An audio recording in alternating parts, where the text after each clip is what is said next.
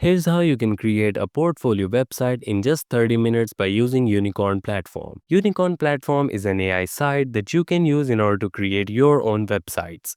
This is how you can create a portfolio website on it in under 30 minutes. First of all, go onto your Google browser and search for Unicorn Platform. You'll need to log in or sign up.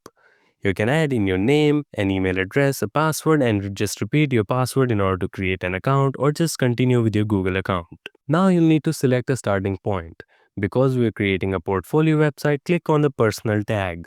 Here you can simply search up the template that you want to use. As you can see, all of these templates are giving portfolio vibes. So just select the one that fits you the best. You'll be directed to the page where you can now edit the site that you want put on. For example, this is the site that I chose, and now I can edit everything on it. I can change the name, the picture, add in my whole portfolio and everything. If you want to edit a component, just click on it and you'll see this option to edit component. You can also click on Ask AI in order to ask AI about to change anything in the site. You can click on settings in order to see all the general settings. You can add a fav icon or a website social image. You can also toggle the SEO options or even the widgets.